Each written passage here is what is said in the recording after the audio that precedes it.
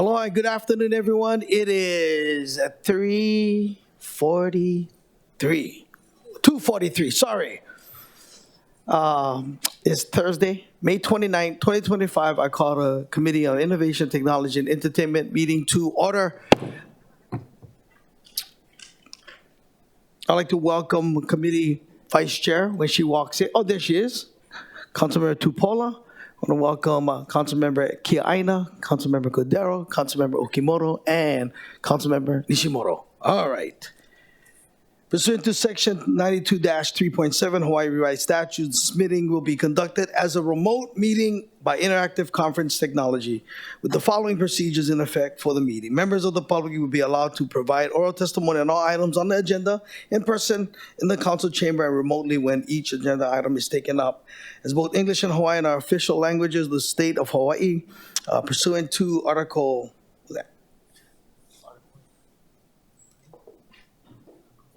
15.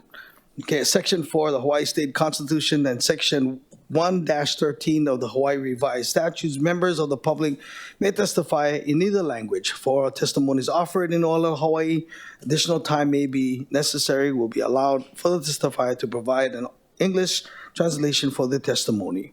Before testifying, each person shall state the name. Each speaker may not have anyone else read their statement and is limited to a 1-minute presentation on each of the item. All persons who have registered to testify in person will be called upon first. When the timer goes off, please conclude your remarks promptly. Persons who have not registered will be given an opportunity to testify following the registered testifiers. Once in-person testimony has concluded, I will proceed to remote testimony. All persons who have registered to testify remotely by video conference or telephone will then be called upon. When your name is called, please monitor your screen and activate your audio feed when prompted. For persons who are testifying by telephone only, I will identify you by the last 3 digits of your phone number. When your number is called, please listen for the prompt to unmute and press *6. When I call for anyone else standing by remotely, please utilize the Zoom raise hand button to indicate your desire to speak. For those joining us by telephone only, please press *9 to indicate your desire to speak. Some friendly reminders and tips: video conference from a quiet location if possible. If you're watching the proceedings on Olelo, please mute your television when you're called to testify. When the timer on the screen reaches 0, please conclude your remarks promptly. HR Section 92-3.7 requires that all votes at remote meetings be conducted by roll call unless unanimous. Therefore, I will first call for objections, and if there are any, I will call for a roll call vote. Written testimonies include testifier's email address and phone number will be available to the public as described on the posted agenda. As a courtesy, please turn off all cell phones for the duration of this meeting. We have a full schedule, and my desire is to keep you here till 7 o'clock. All right, let's rock and roll, people. Item number 1, Resolution 25-161, accepting the gift of registration fees valued at $3,000 from the International Association of Venue Managers Region 7 Scholarship Program for a staff member of the Department of Enterprise Services to attend the 2025 Annual Venue Management School Year 1 in Palm Springs, California, June 7 to the 12th, 2025. And from the administration, Director Dita Hollyfield.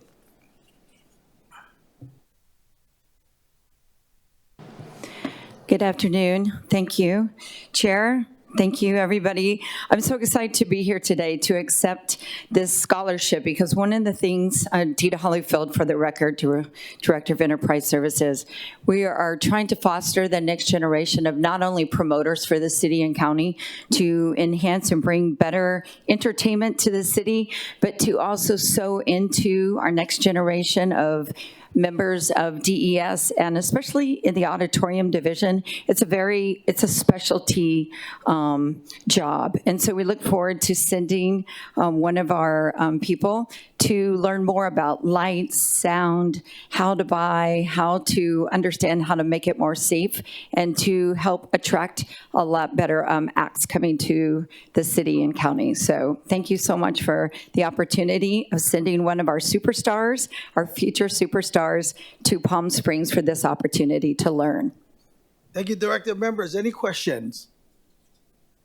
Okay, we'll now proceed with in-person testimony in the council chamber. I see Angela. Go ahead. Aloha, Angela Melody Young, testifying on behalf of CARES in strong support of the resolution.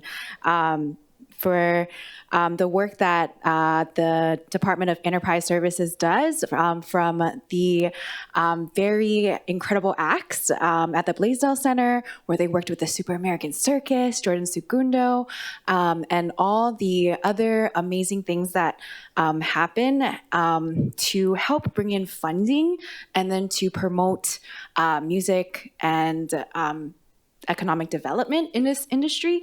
Is very important to have good teachers who are equipped.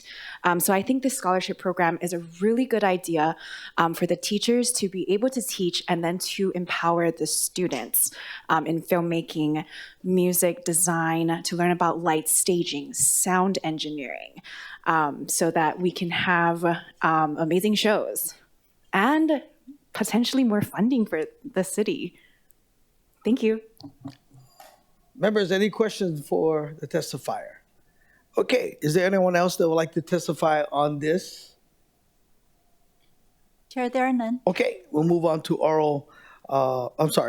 remote testimony. Is there anyone wanting to testify remotely? Chair, there are none. Okay, members, we are in discussion.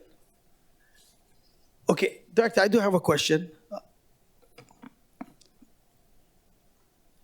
Yes, sir. The declaration of the gift form attached to the resolution states that this gift is covering a portion of the IAVM registration fees. So how much of the registration fee is not covered by the gift, and is DES covering the remainder?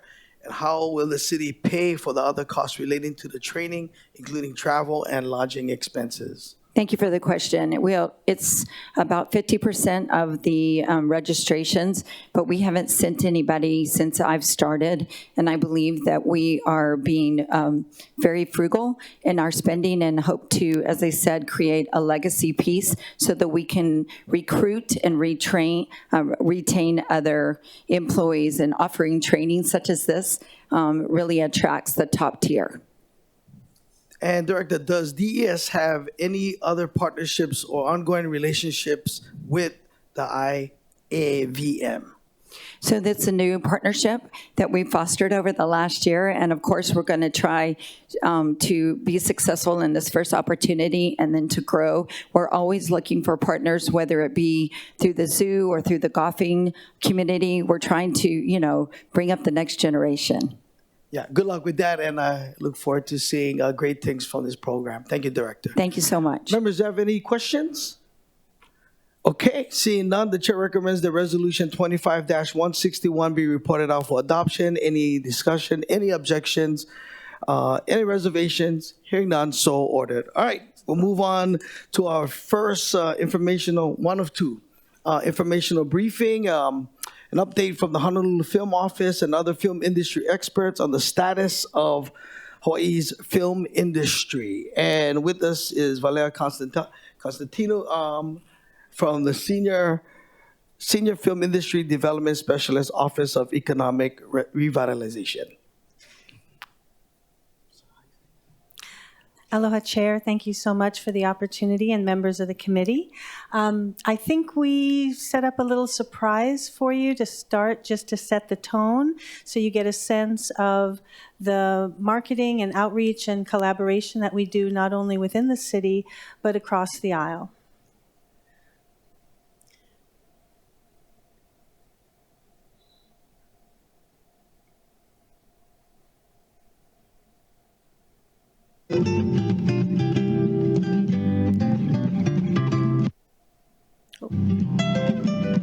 Cued back from the beginning.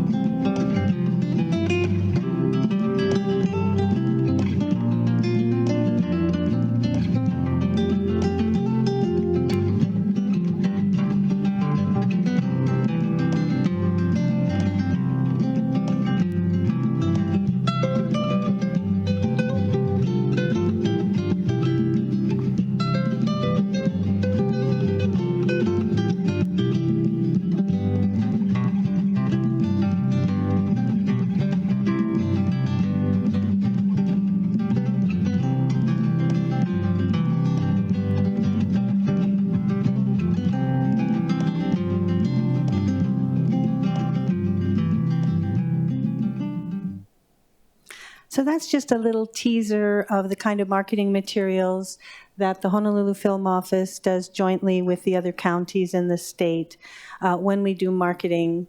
And that particular piece was generated for the American film market last year. I think now we have a PowerPoint presentation, and we might need a little help to get that set up over here. Apologies for a bit of the tech.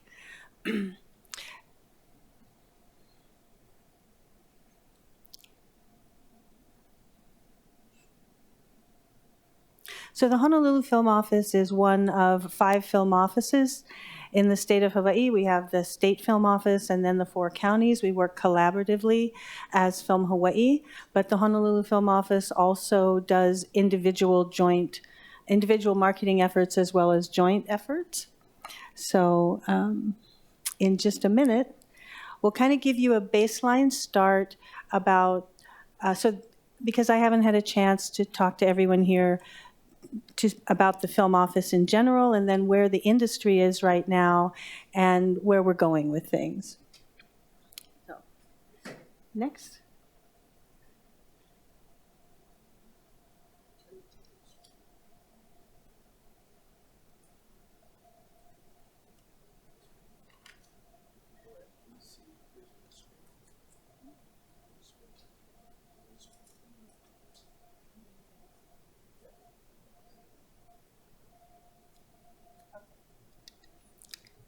So our mission is to develop and grow the industry in Hawaii, and we do this, as I said, in collaboration.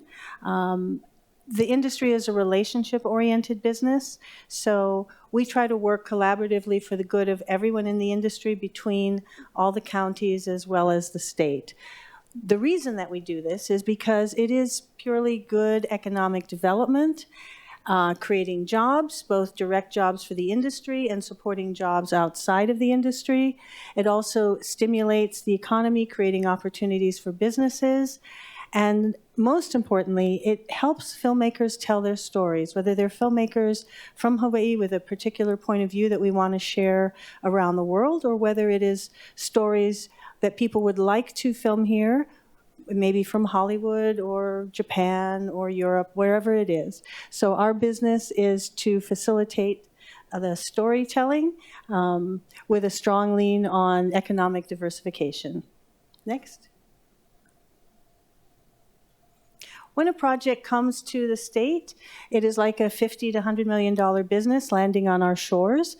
And unlike some businesses, they have to spend all of their money in order to make the product, and that's what generates the economic development for us. The majority of the budget is spent on labor, so job creation is a huge part of the kind of business economic development that we do. And this runs across all different sectors of the industry: feature films, television, new media, still photography, catalogs. We run the whole gamut.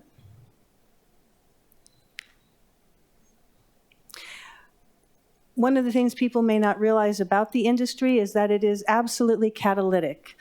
There's a wonderful research firm that does all of these global studies about the creative industries and the film industry, and they call this intensive economic development that also sparks economic development in other sectors, the ripple effect. For example, when a television series comes to town, they utilize all kinds of other people in other creative fields to help make the product. And what they found is there's usually an increase about 47% in the other creative industry sectors when a television series is in town, and that then extends beyond the actual creative industries division. Outside of that, another 16% increase in things like dry cleaning and lumber and office and all kinds of other aspects that the industry very broadly reaches out and touches. UHERO did a report a few years ago talking about the fact that the film industry has grown leaps and bounds above other sectors of the economy. And I wanted to pull out a particular paragraph from that report and read it to you. There is considerable agreement in the development of the economics literature that small countries and states like Hawaii that depend heavily on one major export, such as tourism, should adopt policies that facilitate diversification of their economies. And so I thank the Council for their strong support of the Film Office and the film industry to help diversify the economy through the film industry. That same report showed that the film industry was growing by an increase of 116%, while the rest of the state GDP grew at a rate of 17%. So you can see the opportunities there. Next. DBED does a cost-benefit analysis every year of the tax credit that they administer.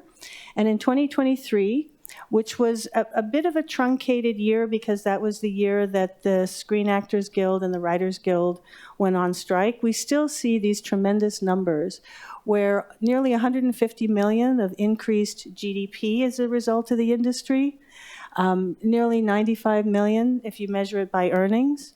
And for every dollar spent on the film tax credit, it generated $4 in GDP, or $2.50, a little above that, in earnings.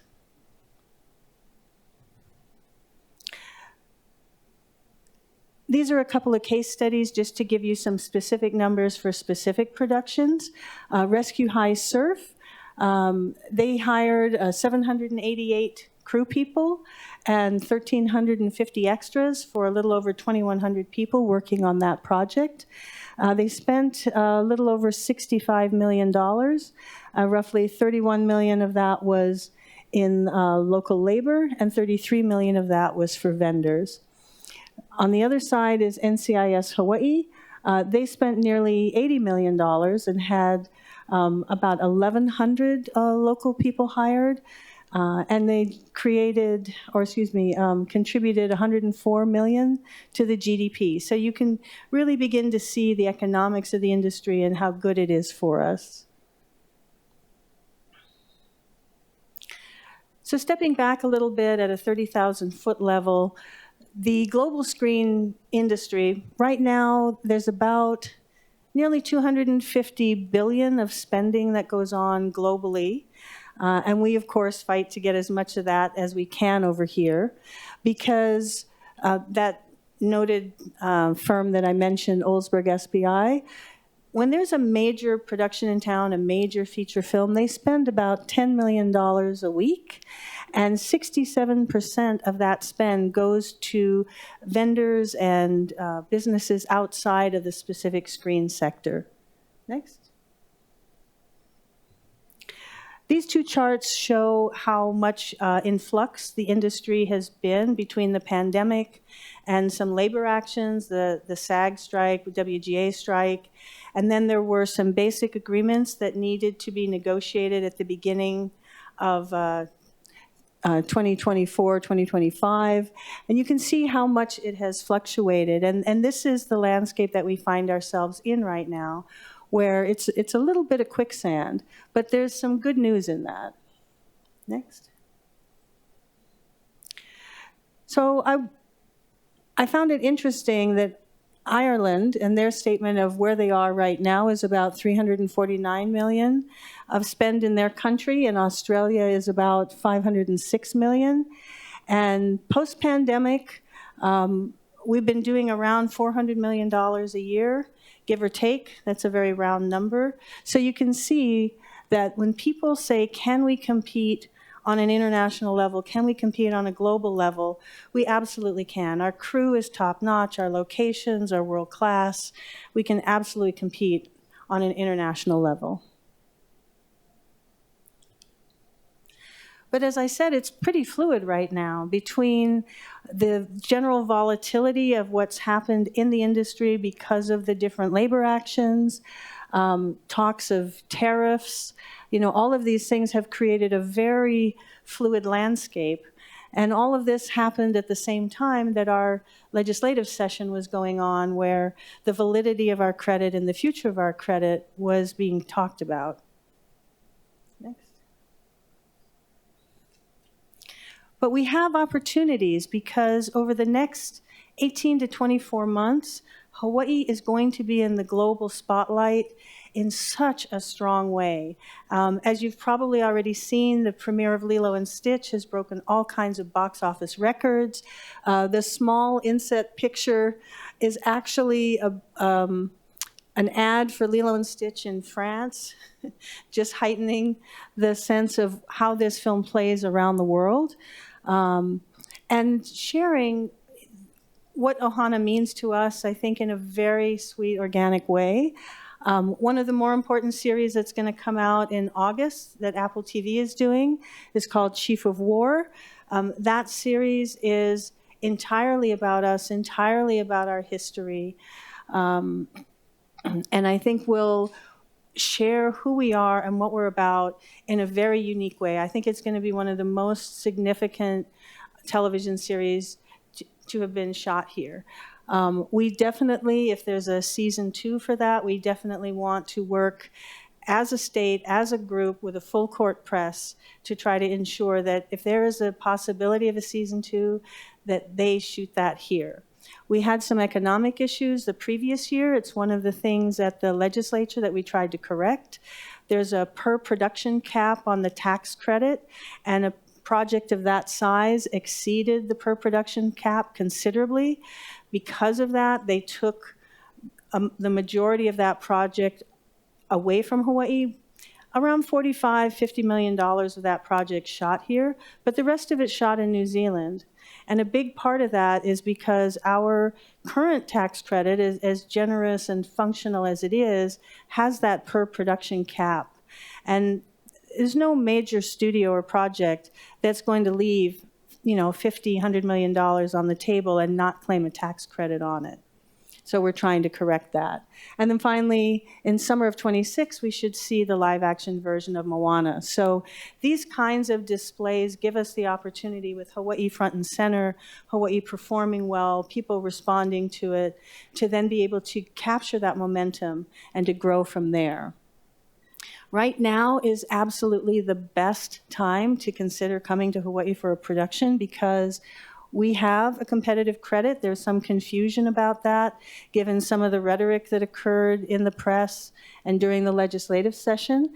It is active. It is the credit that allowed Lilo and Stitch to shoot 100% here in Hawaii. And it is funded. And we have available crew, available facilities, and of course, the stunning locations. Next. Next.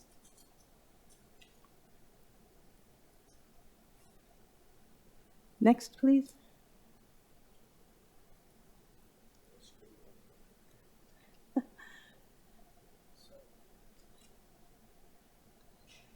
So I mentioned the legislative session.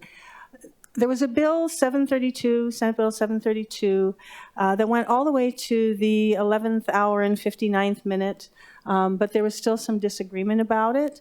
It did not pass. The industry is hoping that a very narrow focus of it, maybe a couple of key elements, I think there were 13 or so elements in that bill, but a couple key elements can be pulled out, and some form of that bill can be heard in a special session if a special session is heard, because we want to do something demonstrative to reach out to the industry to say that we still want the business, that we still have a valid tax credit that will allow us to modernize it, to address the issue that we had with that one project that really hit its head on the per production cap. And secondly, House Bill 796, which put a 5-year sunset on all tax credits. That measure is particularly challenging for the film industry because our current credit is valid, I think, until 2032. So it would cut the credit short by 3 years. And when you think about the development cycle of a project, it sometimes takes 2 to 5 years for a project from its inception to actually think about getting made. And if you don't have any runway left on a credit after they've spent all that time developing it, then they're just not going to develop projects to be shot here. So the industry is hoping that the governor will veto that measure because of how that truncates the industry for us.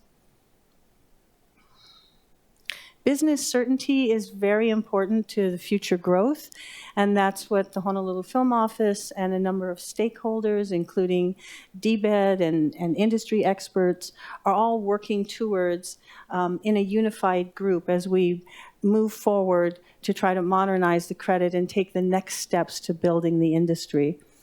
The stable credit provides work in the pipeline, and that work in the pipeline is the critical factor because this is the kind of industry where you learn it through apprenticeship and on-the-job training, and so it becomes a workforce development initiative when we have local hires, the jobs that are created through that. It also drives the opportunity for infrastructure development. If we don't have projects in the pipeline, I think there's very little interest in building a facility to be used by production. They want to see the potential of projects being able to fill that facility. Next. So I believe that the situation that we're in right now, where we have so much availability, can be solved with some strong outreach and marketing and education across the pond. I think there's a fair amount of confusion based on a lot of information in the press or different public rhetoric that the industry here is dying. And I'm here to tell you it's not dying. We have a valid tax credit. Based on that rhetoric, people think that maybe we don't have a credit anymore. And so one of the things we're doing is being very aggressive at communicating to people that we have a valid credit. As I said, the one that helped a film like Lilo and Stitch film in its entirety here. And hopefully not just the county film offices, but we can work with the state to do a trade mission to LA, to speak to all the different studio heads to make sure that the message is clear. Good credit, great resources, and we want their business. The other thing we're doing is we're trying to create some industry connectivity with a couple of initiatives. One is called the Producer in Residence Program. And it's something that the Film Office developed with the Hawaii International Film Festival. So I go to these events, I talk to these different studio people, and unless they have a project, they generally don't come here. So I was trying to think of a way that we could introduce them to this market, connect them to the industry, build those relationships. And by creating the Producer in Residence program, we're going to be able to bring high-level producers to the festival, interact with our community, showcase what we can do, create master classes to develop the local industry here, but then also introduce them to our community in a very organic way and a relationship-oriented building way that's so important for the industry. Next. And with that, that's kind of a broad overview. I'm happy to take any questions that you might have.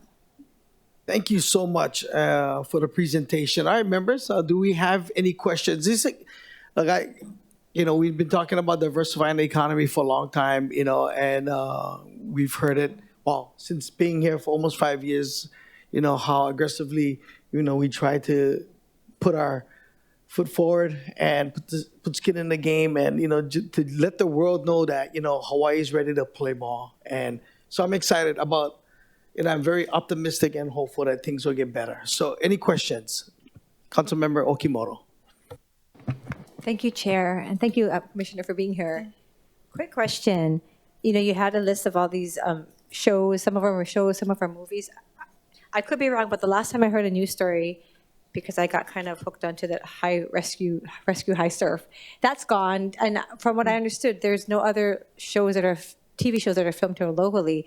Is the main reason behind them not coming, is it because just the ratings are not well, or is it because they don't have the tax credits like has been not advertised, but has been reported that we are not a film friendly industry here? What's the reason for these shows not surviving here?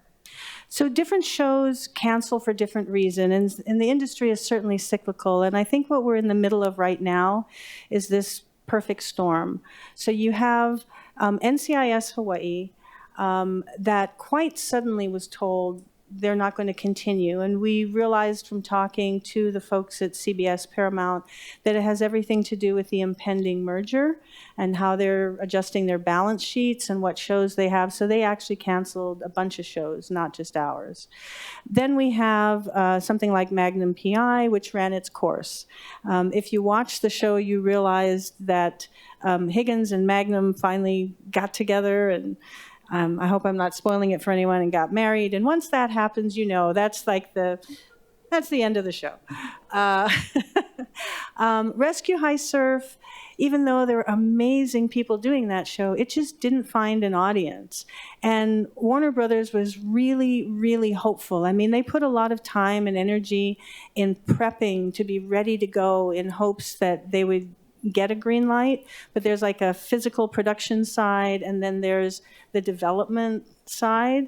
And the development side just did the analysis and said it's just not finding the audience. And unfortunately, that happens sometimes with first-year series. I mean, the attrition rate of first-year series is pretty high. But there are things in the wings, you know, there are things in development. Part of the perfect storm is that we were in the middle of a pretty volatile legislative session with a lot of dialogue. And whenever that happens, the development cycle kind of stops because people don't know what's going to happen and they get a little concerned. Remember, I mentioned that business certainty.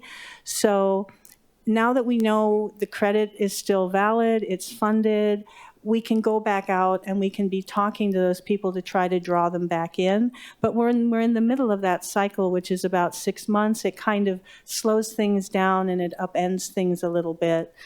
So I think that's why we're having a bit of a slowdown now.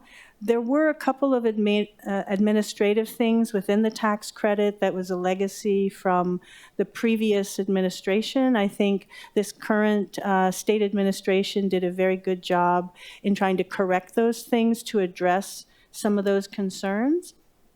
So I feel like we have a pretty clear runway right now to be very aggressive and to be able to give someone like Martin Scorsese, who's developing that amazing gangland story with Dwayne Johnson and Leonardo DiCaprio and Emily Blunt, showing them that we have a clear runway for them to come in, and then going to the different studios. One of the events that I learned about just recently that I think could be very good for us is a content development event that takes place in December, where people who are developing stories are at that stage where they're thinking about how are they going to develop it and where it should go and what should the content be. In the same way that a show like Doogie Kamealoha originally started out as a Doogie Howser remake and then got reconceived to be placed in Hawaii. That was because of COVID and we were safe and they knew that they could do it here. So that ran its course, you know, from 21, 22, 23. But there's still a lot of opportunity, particularly, as I said, with Hawaii being front and center in the spotlight with the major projects that were done a while ago now in the public eye. Thank you. Do you feel that our successes have been more in theater film, with film on the big screen versus the series? It seems like when we have the series that come, the TV series don't seem to have as much of a lifespan, at least right now. I mean, you mentioned Lilo and Stitch. Do you feel that have you seen any pattern there where we seem to do well with, Jurassic Park, the movies versus the TV series that don't have I actually as think the TV series is the brass ring. It's what you want to go for because it's the longest employment, and it just so happens that our biggest client of late, which was CBS, is now in the middle of this potential merger, which is actually being held up because of some dispute with 60 Minutes lawsuit and the president. So it's a bit messy that our sort of biggest client is in the middle of that right now. But I do think that we do very well with TV series, particularly when you think about the diversity of what we have, how we can operate, how quickly we can operate. It's a very strong marriage. It's just being able to work with the different studios on the development of that. And we got truncated in the middle of that development cycle during the legislative session. So we're not starting from square one, we're starting from square five, and we're being aggressive about reaching out to them. One more question, if that's okay, Chair. What is your relationship with, I know we're a city department here, but back when Councilmember Nishimoto and I were back at the legislature, we had a lot of funding into the West Oahu, that film, and I don't know what it's called, Scott. But I was there for the groundbreaking. Yeah, where we put a lot of money, media. How have we been in partnership with, those state entities? So we work actually collaboratively with whichever resources will help both the education of people as well as develop the industry. With regard to ACM, we really try to make sure that any project that is shooting here is aware of students, availability of students. I know the state has a really interesting program called the Good Jobs Program that helps to fund some of the internships for that. So we try to make sure that there's connectivity there. And of course, we work very closely not only with DBED, but with the county offices. Thank you. I mean, the goal is to have our talent educated here, and then they bring their talents and keep them here, and then Absolutely. we can have more in our economy that way. But Absolutely. Thank you, Chair. If I could add to that, one of the things that I testified to in this last legislative session, there was a sense that maybe we should provide an uplift for local labor. And thinking in that same vein and with the workforce development component, I had recommended that we consider it for a particular segment above the line, which are the top creative department heads, and then the keys, the first and second keys, that we incentivize productions to hire people into positions of greater authority so that we help to bring people in, but then help them move up as well. So it's sort of strategic thinking like that that we work collaboratively with industry stakeholders and with DBED to try to achieve that. Councilmember Kiaina? Thank you. First of all, Chair, thank you for holding this, because I've been wondering what's been going on in the film industry, especially because we've been seeing all that's been going on in the news, especially also with what happened at the legislature. With regard to Lilo and Stitch, did you say that part of the movie was filmed here?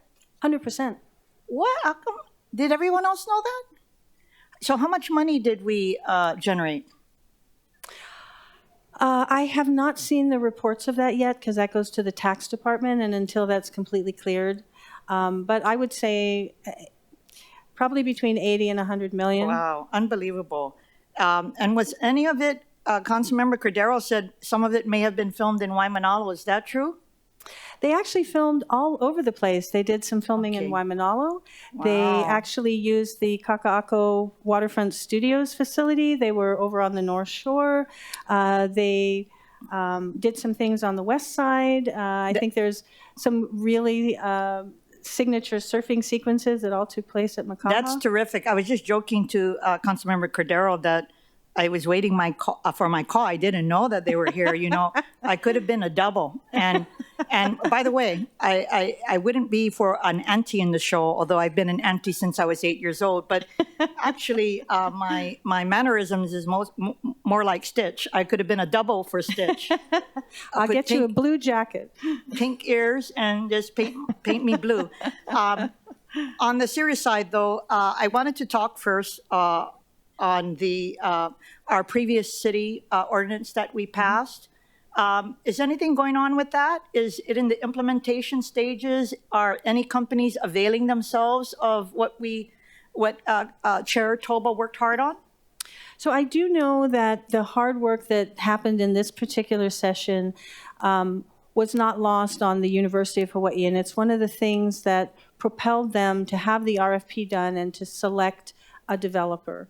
At the time this was done, however, we began to see the fluidity in the marketplace, the contraction that I just talked about, and now we don't have any work in the pipeline. So the project isn't dead, but because we're waiting to kickstart again, it's on a bit of a hold because that developer needs to be able to show that there's reasonable expectation of work to fill the facility. Okay, got it. So it's in abeyance, but the tool is still shovel ready. should the business come in. Okay, so that goes to my third point, which would be your page with regard to the state legislative session. And you have two bullet points here.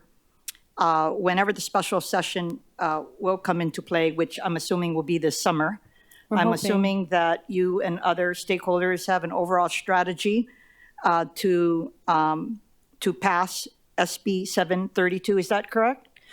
We are in talks right now as an industry to identify very narrow key points and working with the legislature and the powers that be to try to line it up so that if a special session does come into play, that we can push really hard for that to be included.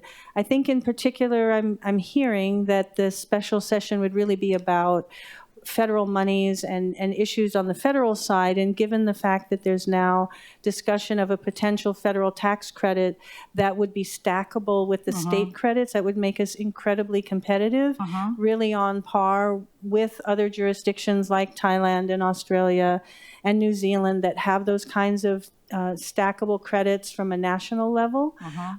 So that's what we're trying to tee up and move forward as an industry to be ready to push for. Okay, well, I will say there is a federal nexus, of course, and that would be that with the decrease of federal funding for various industries and agencies at the state and county level, that we all have to do our darndest to raise revenue. So Yeah. it is directly related to what is going on, and hopefully they will consider it.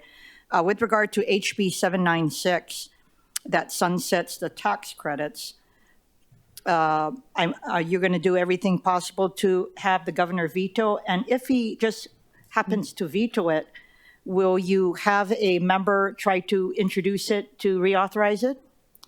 So HB 796, I believe, was introduced by Finance Chair Yamashita last session.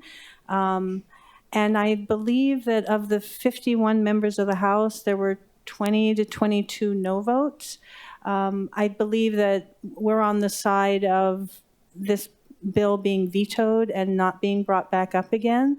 And I think particularly for the film industry, it seemed like when I listened to Finance Chair's comments, he was concerned about measures that didn't have a sunset date, didn't have an analysis of them.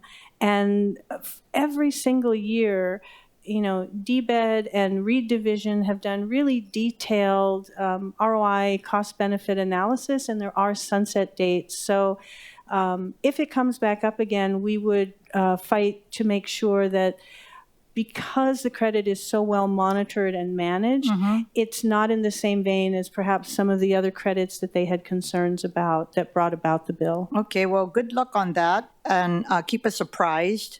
On the SB 732, let us know how we could be of assistance. Thank you very much. Thank you. Thank you. I have a question, and then we'll go to see if anyone wants to testify remotely. Okay, so SB 732, which proposed enhance the existing tax credit, did not pass. So what specific aspects of the bill does the Film Office believe are crucial for the industry's growth, and how can the council support in these initiatives? As I mentioned, I think there's 13 points in that bill, but some of the most crucial are modernizing the credit.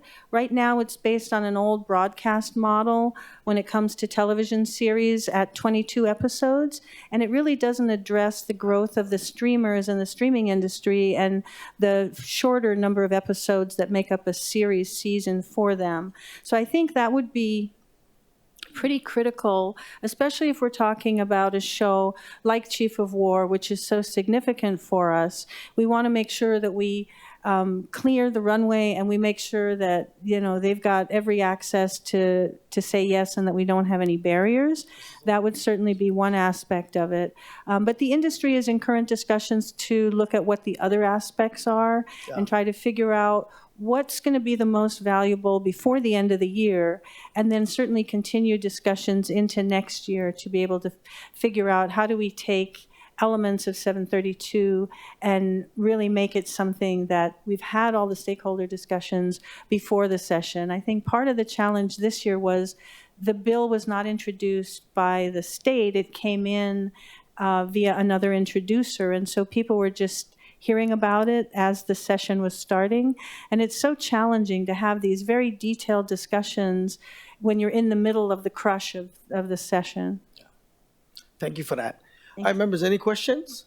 Councilmember Tupola? I'll be brief. To your point about, being able to not have in-depth discussions, is it your priority as an office to try to hold some type of informational briefings during interim for the legislators so that there is maybe preemptive action?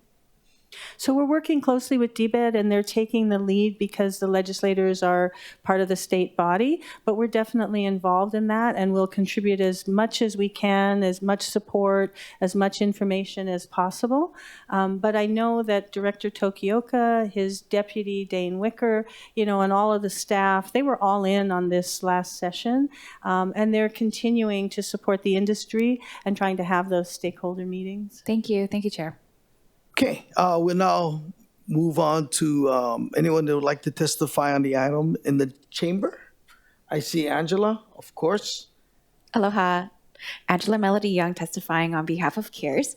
And of course, I just want to thank the chair for that amazing law, Bill 59, to build on University of Hawaii lands for the film studio. So that really prepares space for a lot of opportunities for collaboration in film and music. And so the industry helps with mo'olelo, storytelling, creativity, and enhancing the lives of students. So when students are active in broadcast, the news, inventing creative ideas to focus their energy on, this strengthens the pipeline for workforce development in film, music, and arts. And they're busy doing fun projects, right? University of Hawaii has West Oahu doing a lot of film and cinematography at Manoa. And Honolulu Community College, which my friend teaches the music technology program. And she also does performances, for example, like at Merriman, really amazing opportunities. And so I also testify for Senate Bill 732, and very quickly, the chair of finance said very specifically they'd like the county to provide a financial credit.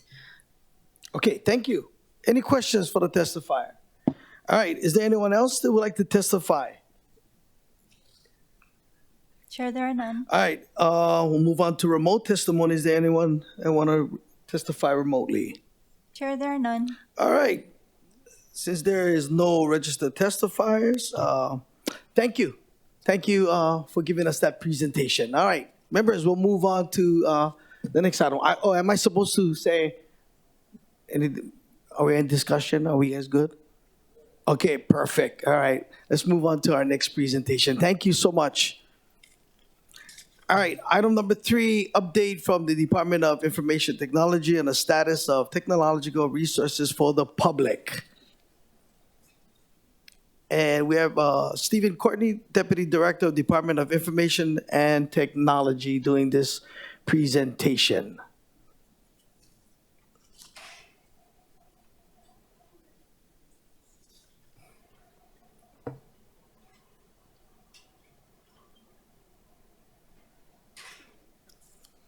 FY, Councilmember King Aina, I did audition for Stitch, but I was too tall. No, I auditioned, never got in. Jason Scott Lee took my part, I promise.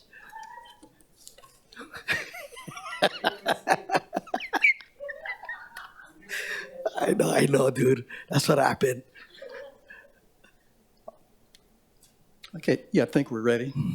Good afternoon, Chair Toba, Vice Chair Topola, and committee members. My name is Stephen Courtney, Deputy Director for the Department of Information Technology, and I really appreciate this opportunity to brief on information technology for use by the public.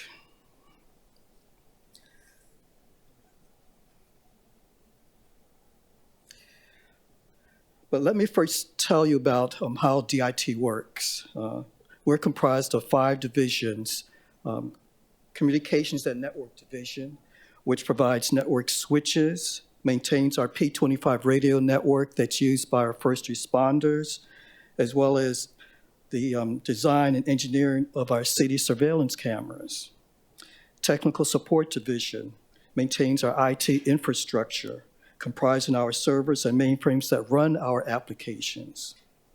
Operations Division maintains our data center and provides help desk support. Enterprise Resource Planning and Computer Support Representative Division maintains the system that runs our financial, budgeting, human resources, training for the city. The CSRs, or also known as our computer support representatives, are the ones that are deployed to the city departments. And finally, our Applications Division.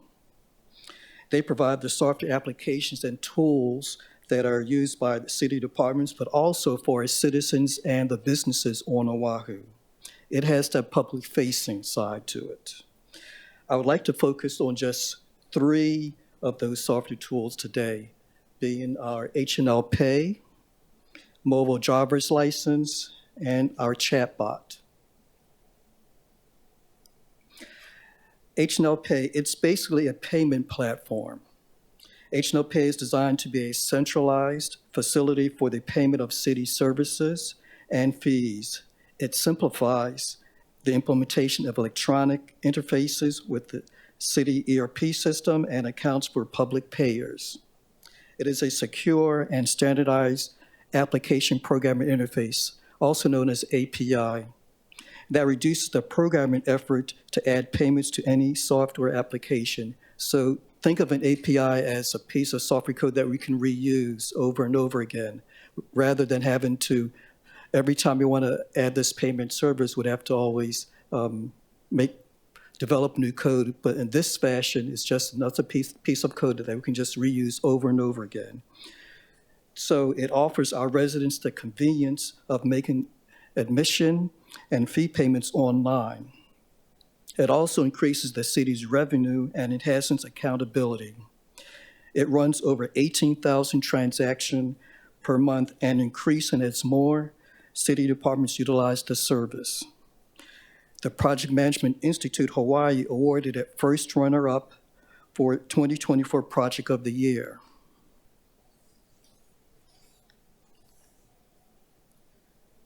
One of our most aggressive departments that wants to provide online services to citizens is our Department of Parks and Recreation. It's through a platform we call PROS, Parks and Recreation Online System. So venues like Hanama Bay can be scheduled online. Mothers can sign up their kids for the summer fun program versus waiting in line at a city office. We can sign up for camping permits or take park classes, all that done online. So we also have H&L integrations with our city departments. H&L Pay can be integrated into any department website. Citizens that have the ability to request all types of reports online. Or H&L Pay can be used for affordable housing. For example, when a citizen needs to apply for affordable housing, the fee payment can be done online. So again, it adds that additional capability for the public to use. H&L Pay is integrated with our motor vehicle registration system. The renewal process, that can be done online. You don't have to physically go to a city office for that. Or when a citizen disagrees with the assessed value of the real property, they can start an appeal process online. Mobile driver's license. Think of that as a digital representation of a physical driver's license, which is stored on an iPhone. And unfortunately, right now, it's only for the iPhone. We don't have it for the Android phone just yet. Our applications team worked with TSA, HDOT, and Apple to deploy this application this past August. Over 37,000 Hawaii citizens have a mobile driver's license today. For now, it could only be used at TSA checkpoints, at airports here and on the mainland. And just one other thing I'd like to add to this in regards to driver's license motor vehicle. Honolulu is the only city in the country which provides this application for the whole state. We don't get any funding other than for the staffing, but that actual processing is done with our computers in our data center, and we do not get any other funding for that. So that's all borne within our operating budget. But again, that's just another fact in regards to how it works. Chatbots. You've probably seen other chatbots all over the place, but of all the web pages that the city deploys, driver's license and motor vehicle registration gets the most hits of any of the city sites. DOT has provided this capability going back to 2021 to help citizens navigate through the driver's license and motor vehicle registration web pages. But what is new this year is that we're now powering it with generative AI, which is very unique, actually, among a lot of others from other states. It learned from the hundreds of CSD web pages on driver's license and motor vehicle registration to respond with a more human-like perspective. But in order to provide these online services, we build in information security. When you provide your credit card for an online transaction in H&R Pay, it's encrypted. Our mobile driver's license application handles all the transactions in a secure manner.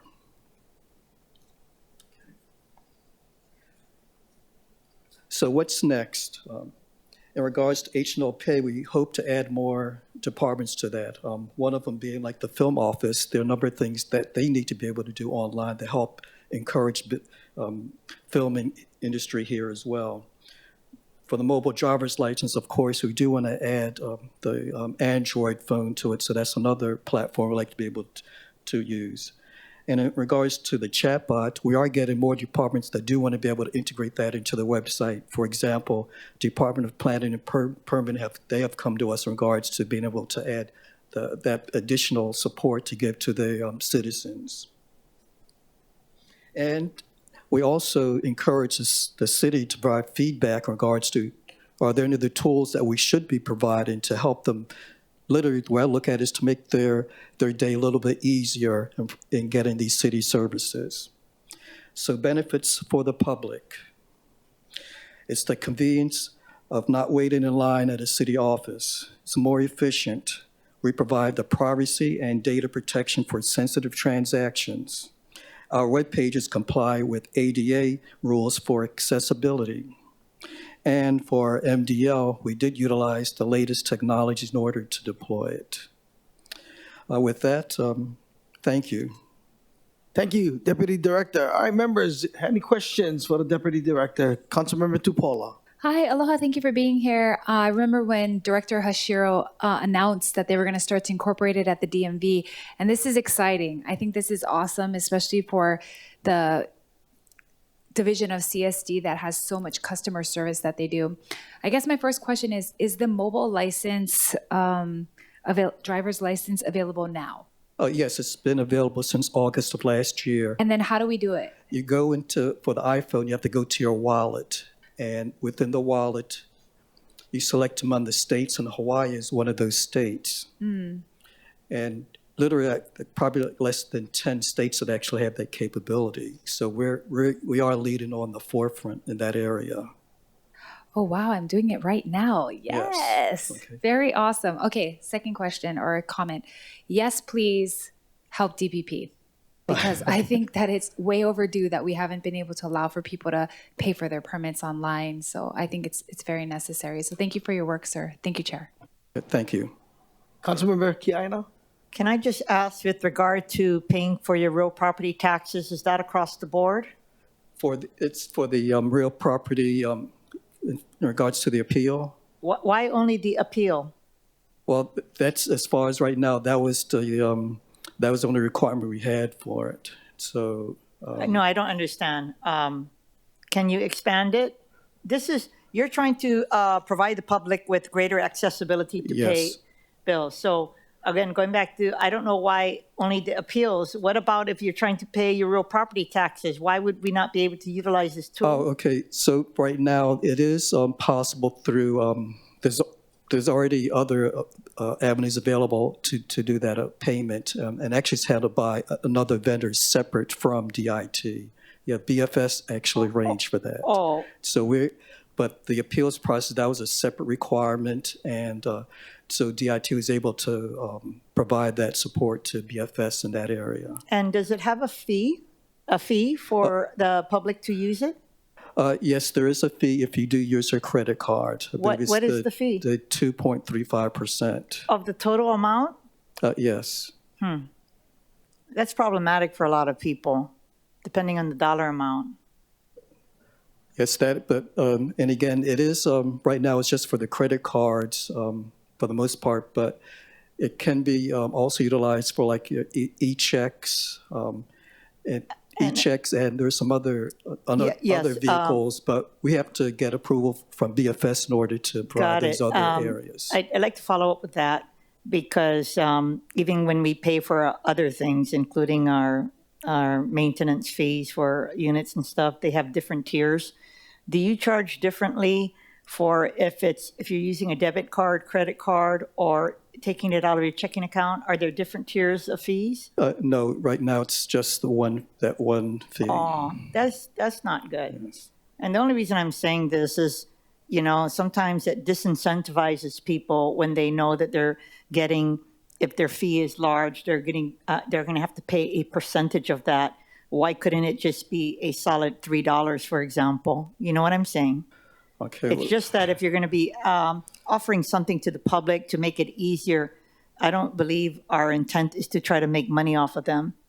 And when you're setting a percentage based on the overall cost of what they're paying, you are. Because the processing for any amount should be the same. But anyway, thank you for your presentation. Yeah, no, thank you. Thank you. Great question. Great question. I mean, we know that our residents are working maybe one or two jobs, and the convenience of doing this would be so much better. So I just got one question, and then I'll see if anyone has questions in the chamber. Okay, what is DIT's long-term vision for digital transformation in Honolulu, and how are these initiatives aligned with that vision?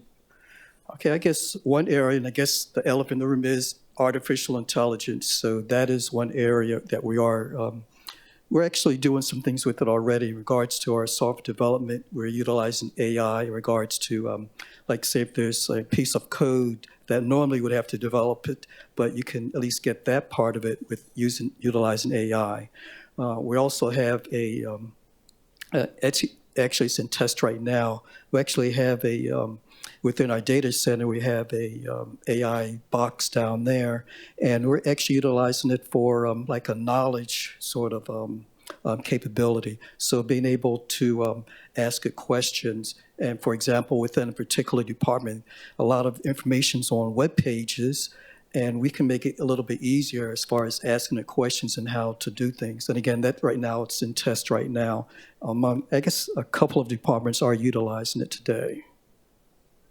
Awesome. Thank you. All right. Let's see. Is there anyone here that would like to testify in the council chamber? And I see the peacock dress. All right. Go ahead, Angela. Thank you, Chair Angela Melody Young, testifying on behalf of CARES. So the Department of Information Technology update was very informational. Thank you for scheduling it, Augie. I think a lot of the things today for this committee is really amazing. And to hear some of the internal processes that are going on is very necessary for the community then to do kind of like the bottom level work. And when the committees know what to schedule and what's needed and necessary to provide the communication to create effective legislation, then it's really amazing cooperation. And also, I think DIT can have really fun ideas with modernizing the technology. I'm learning from my friend from high school, one of my classmates, Joshua Prager, Princeton, also from Princeton. So that's an amazing office. Thank you so much for your work. All right, thank and you. Director. Any questions for the testifier? All right, we'll move on to remote testimony. Is there anyone? Chair, there are none. All right, okay. Members, we are in discussion. If there's any, Councilmember Tupola? Yeah, just a quick announcement at the appropriate time. Okay. All right, happy birthday, Augie. Let's sing to him. It's been a long day, so let's make this song fast. Happy birthday to you. Woo! Happy birthday to you. Woo! Happy birthday, dear Augie. Happy birthday to you. Thank you. Thank you so much. All right. Okay. Thank you. Thank you, everybody. All right, members. Mahalo for attending and participating in today's meeting. There being no further business, this meeting is adjourned. Thank you. We're all set.